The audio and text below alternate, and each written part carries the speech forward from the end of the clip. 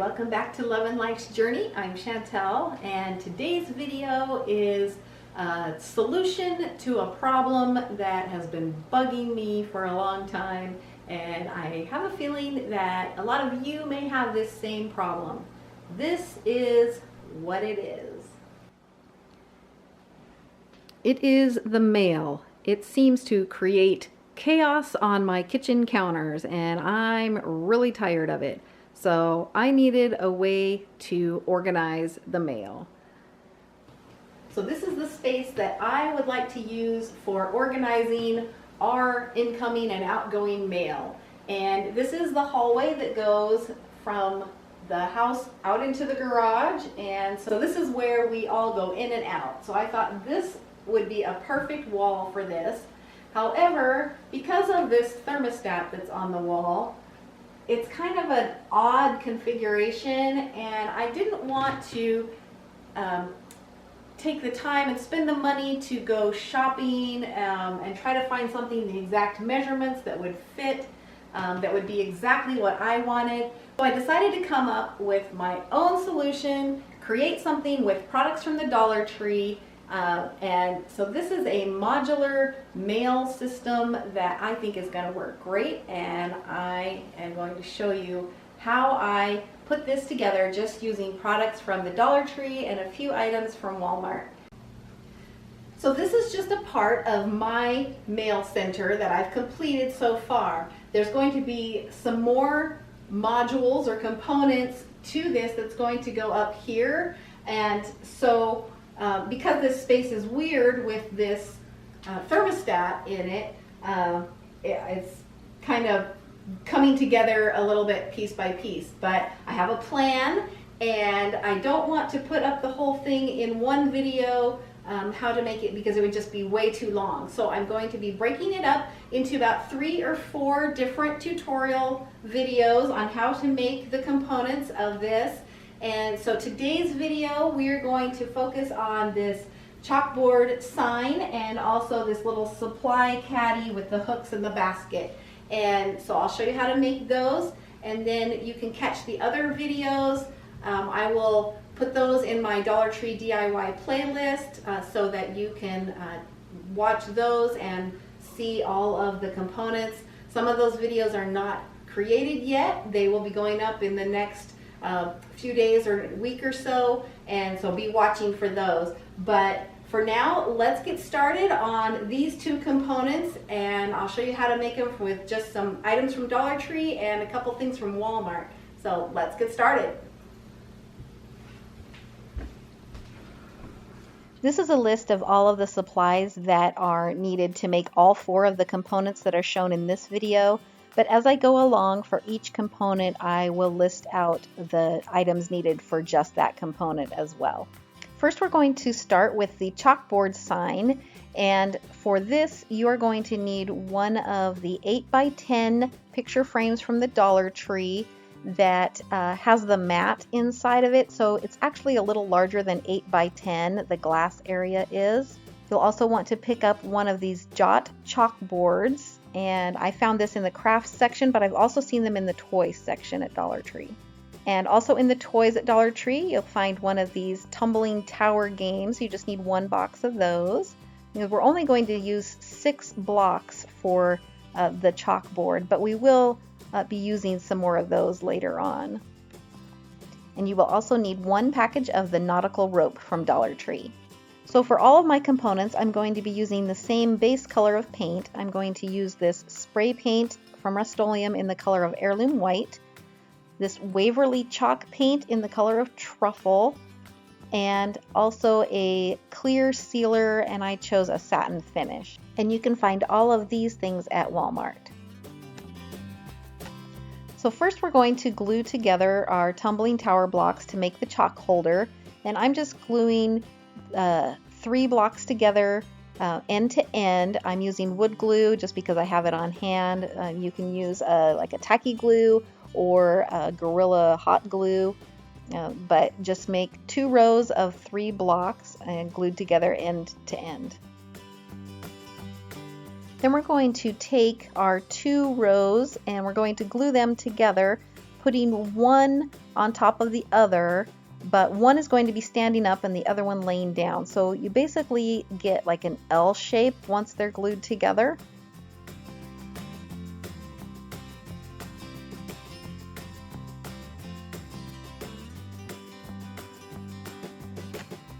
Once your blocks have dried completely, then it's time to paint both pieces. So I'm just going to use some spray paint and spray paint the picture frame and the blocks. And this will take several coats. You can use any type of paint that you want on this. I chose this heirloom white color because it was the perfect color that I was looking for. I did find that spray paint worked better than trying to brush on chalk paint onto the glass and the picture frame. I did try that and I just didn't like it. It was very splotchy looking, and so the spray paint just gives a really nice coverage. You could leave your pieces just the color that you spray painted them, but I wanted to make mine look a little more aged and kind of farmhouse, and make it look maybe even just a little bit more like wood. So I took my chalk paint in that truffle brown color, and it's just because just what I had on hand, so that's what I used. But you could use any darker color paint. It could be black or a dark gray or a brown, and I'm just dry brushing a little bit on around the edges of the frame, and then I'll also put it in the center of the frame and just lightly with very little paint on the brush so that you get just a little bit of the paint coming off in just a few places. And usually the paint will come off in the raised places, like on the corners or the edges, and that just gives it that worn look. And so just play around with it. You know, if you are not comfortable with it, then practice on something first. But you know, if you mess up, you can always spray paint it again and start over.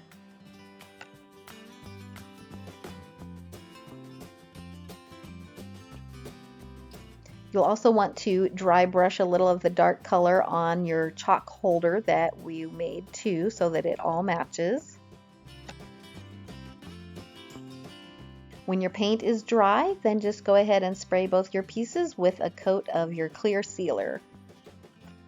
So now we're going to glue the chalkboard onto the picture frame, and I just used some E6000 and also some hot glue to help adhere that, and I wanted it to stick really well, so that's why I'm using the E6000. But because it takes a while for that to dry, I'm just going to go ahead and put a little hot glue on that as well, and that will adhere it immediately to the picture frame so that I can continue working on my project and I don't have to wait for the glue to dry.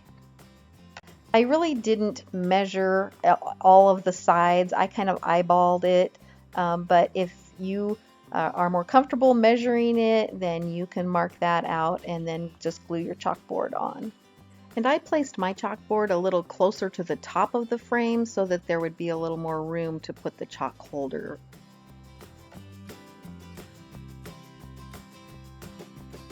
When you're pressing your chalkboard down, just remember not to press too hard because you are pressing on the glass in the picture frame.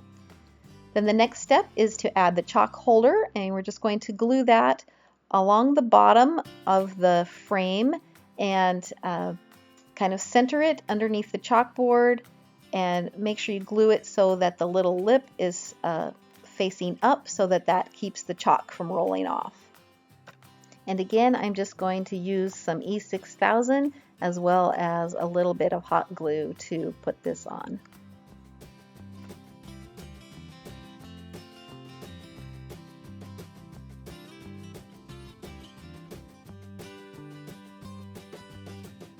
Then to finish off around the chalkboard, we're just going to take some of that nautical rope and just glue it all around the edge of the chalkboard.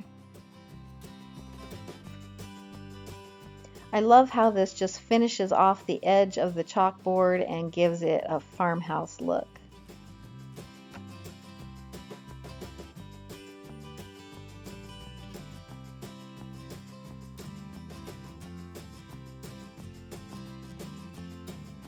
And that's all there is to the chalkboard component. I think it's just so cute, and you can just get some white chalk, or you could pick up some of those chalk pens, but it just makes a really cute addition to the mail centerer. At the end of the video, I will be showing an alternative way to hang these rather than just using the hanger that comes on these pictures. So be sure to stick around and watch the full tutorial so you'll see that. So now let's make this supply caddy with this cute basket and hook. So the supplies that you'll need for this is, again, another 8x10 picture frame from Dollar Tree that has the mat inside. One of these 8-inch wire baskets. And these 3 command hooks. These I got at Walmart for 97 cents, but I have seen them at Dollar Tree as well. And for this project, you'll need 2 packages of the nautical rope from Dollar Tree. First, you will want to stick your command hooks onto your picture frame. And I'm not going to be using the adhesive that comes with the command hooks because I don't want the little tabs sticking out of the bottom. I'm just going to be using some E6000 to glue these to the glass on the picture frame. So you'll just want to mark where you want to place them, and you can place them all in a row. You can stagger them a little bit, just whatever looks pleasing to your eye and what you like. You can measure it. I just marked with a Sharpie right on the glass because I was going to cover it up with the command hooks and with paint.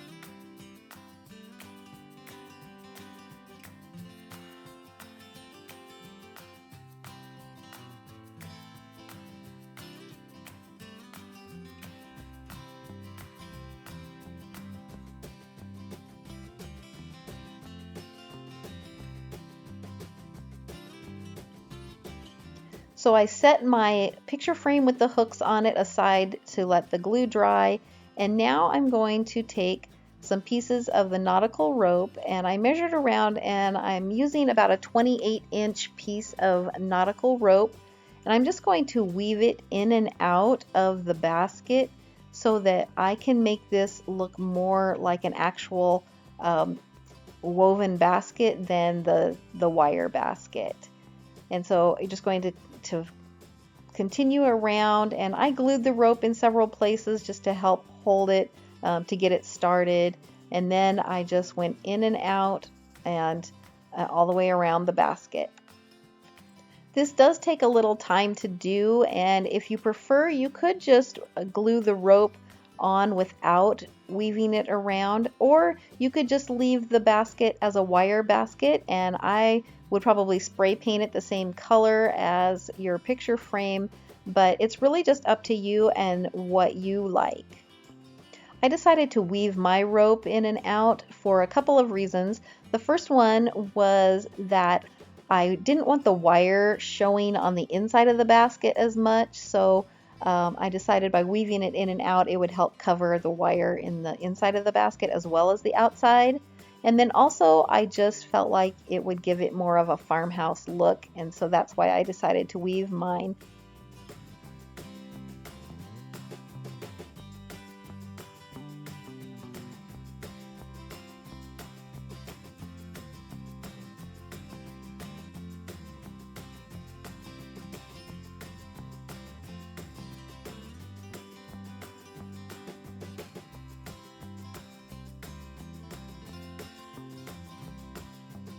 When you finish with one row, then you're just going to take another piece of rope about 28 inches long, and I just glued it in the same corner where I started originally, and then alternating going behind the wires that the previous one went in front of. Then you're just going to keep weaving it all the way around, and you're just going to continue this until your whole basket is covered.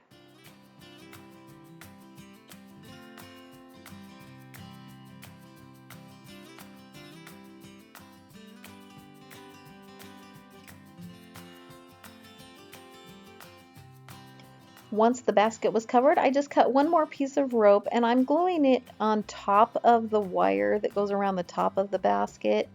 And this is just to help cover up that white wire that's showing so much.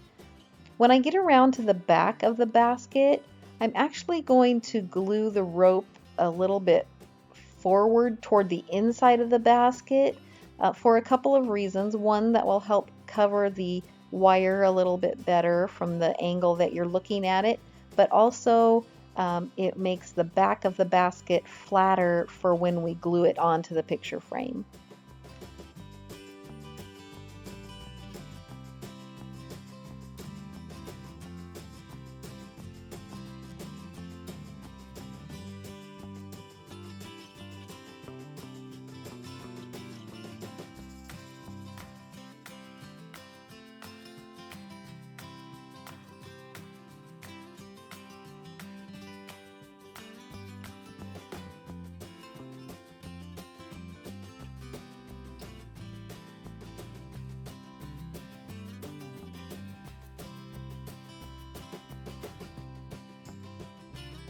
Now, I decided that I didn't really like the wire in the bottom of the basket, and so I decided just to take a piece of cardboard and cut a piece of cardboard the size of the bottom of the basket and put that in the bottom, and that will help keep things from falling through the basket, and it just helps make it look more finished.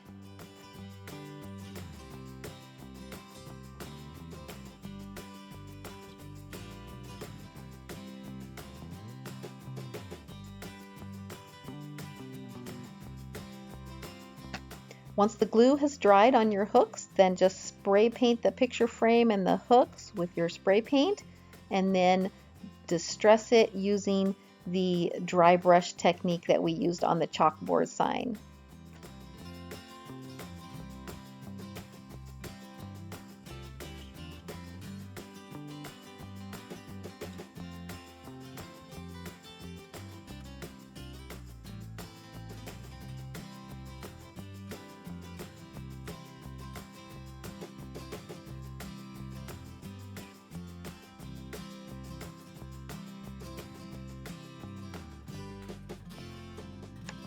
Again, once your paint is dry, just give it a good coat of the clear sealer and then let that dry as well. Then we just need to attach the basket, and I'm just going to use my Gorilla hot glue for this.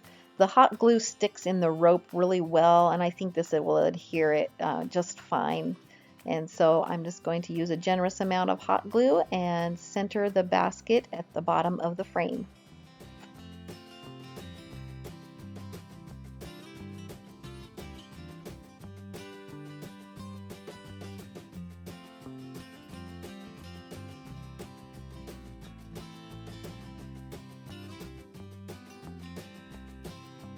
And it's off camera a little bit, but here is the finished basket supply caddy, and I really like it as well.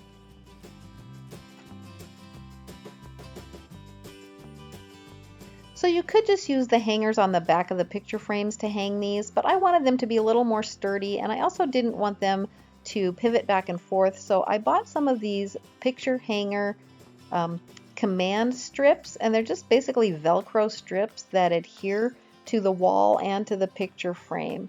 And so I'm going to be using these, but if you don't want to spend the money on those, then you can certainly just use the picture hangers on the back of the frames.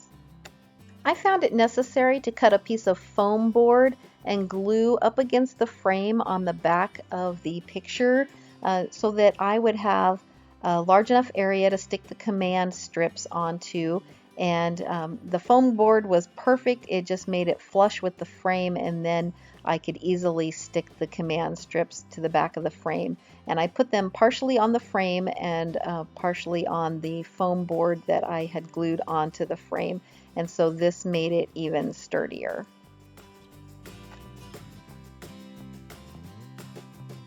Then to hang them up, you just pull the backing off of the command strips and you just stick them to the wall. For me, I used a level and drew a line where I wanted to put mine, both a vertical and horizontal line, and then I'm just following that. And it was really easy to stick them up, and the command strips hold plenty of weight. So I think is a great way to put those up.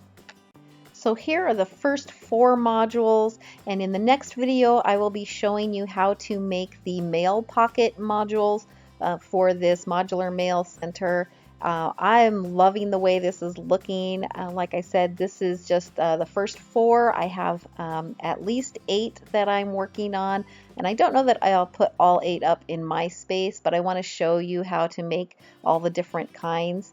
So stay tuned for that. And if you like this video, please give it a thumbs up, and also subscribe to my channel so you won't miss out on the next projects that are coming up. Thanks again for watching, and we'll see you in the next video.